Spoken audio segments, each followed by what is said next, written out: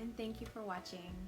I'm Anna Alvarez, licensed marriage family therapist with Cairo Counseling. During this time, I wanted to share just a bit of information and tips regarding emotional health. I'm going to talk about our brain. Yeah, our brain. It's all about brain health.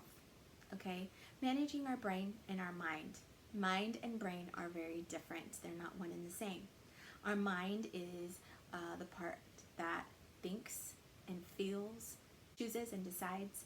So that mind really is something that we can use to control and reshape and redesign our brain. During this time of COVID-19 and the pandemic, it's been repeated over and over, wash your hands, right? And I'm hoping everybody's doing that, and that way they were doing that before, but it is what it is, right? Just as important as washing your hands, mental hygiene is just as important. And what is mental hygiene? We understand hygiene as part of our body, part of maybe even how we take care of our hair or our skin. Taking care of loving your brain is so important, and it's important to know how to do it. The reason why we don't do it is because we don't see our brain.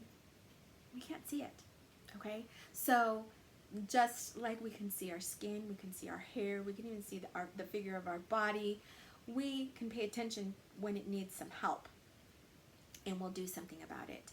Many times we're not taught, or we don't even understand or know how or when our brain is not functioning well, or it needs some little tender loving care. Okay, so we need to pay attention to how to take care of our brain and to love it so it's healthy.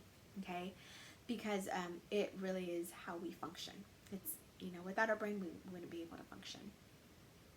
So one of the things is to understand that we can't believe every thought that we have. Now, it's been shown that we have about 60 to 80,000 thoughts per day. The average person does, okay? And so if the average person has about 60 to 80,000 thoughts per day, you also want to know that about 80% of that are going to be negative thoughts. That's a lot, okay? So we have to pay attention to that, because negative thoughts, negative thinking is toxic to our brain. If we meditate on it, if we believe those thoughts, they have a direct correlation to how our brain functions and how we feel. Okay? So really important to pay attention to it, right? Just as we understand, if we eat the box of Oreo cookies, that is definitely going to have a direct correlation to how the insulin in our body is going to function. The levels of, if we tested our sugar, just like for a diabetic, if they test their sugar, those numbers are going to be high. Same kind of idea.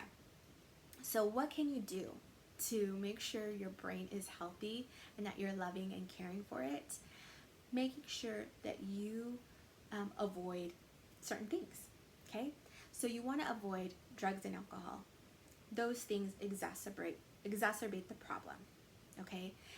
There's so much research on it, and we know that there are direct effects to how the brain functions when you do use drugs and alcohol.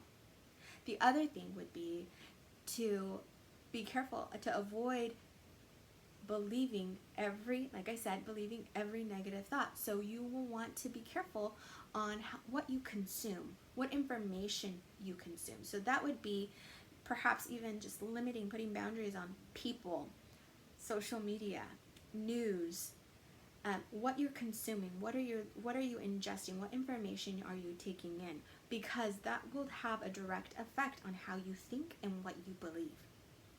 Okay, so those things are going to really steal your mind, okay? All of those things that I've just listed.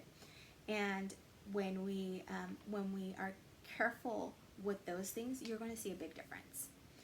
Things that will help, we would consider these things mind management. Mind management would be things that are going to manage how you think, which is directly managing how you feel. Okay, so gratitude is huge.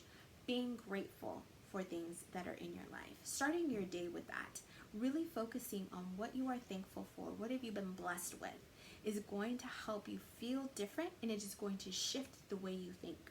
So you want to train your brain to focus on things that you're grateful for instead of complaining, instead of things that you don't, thinking about the things that you don't have. Think about the things that you do have. The other thing would be, think about the things that you love, okay? Rather than things that you hate. Right now we are, consumed with politicians and government, information that's coming in, and that really can mess with a person's brain because you're not sure what to think, or you're really on this side, you don't like how the other side is thinking and what they're trying to do. And so really being careful with what you're consuming, but understanding, like, what do I love rather than what I hate, because you're going to then be complaining, and then you're going to be feeling discouraged, you're going to feel resentment, you're going to feel anger, you're going to feel sadness. I call that, sometimes when people are just in a funk, okay? We don't like feeling in a funk. We want to feel hopeful. We want to be full of peace and of love and of joy. And how can you do that? By doing these things. The other thing is something just really practical, which is exercise. Exercise really has a direct effect on brain health. That is part of mental hygiene. Making sure that you are getting exercise, because you are going to really benefit from how your brain functions. And we already know that that has a great impact on our physical health, but it also has on our mental health as well. These things all take discipline, okay? It doesn't come overnight. Just as if we were to eat a salad, we're not going to expect to lose 10 pounds from that one salad. Sorry, doesn't happen. This takes discipline. It's not easy.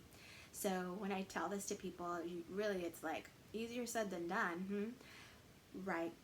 But if you want things to change, and if you want to take care of yourself, your mental health, your emotional health, your brain health, those are all things together. These are the things that are going to kickstart you into doing that, to have a healthy brain, okay? And we need to create habits and create discipline, because in that, when we do that, we will see a shift. We will see a healthier being, all in all. Okay, we're making better choices. We are feeling more joy. We are having better relationships. It's all connected. So pay attention to your brain. Are you loving and caring for your brain? Ask yourself, what have you done, and what can you do to do better? I hope this helped, and thank you for listening. If you or anybody you know needs counseling, please do not hesitate to contact me at chirocounseling.com. I would love to connect with you to give you more information on my services. I'll see you next time.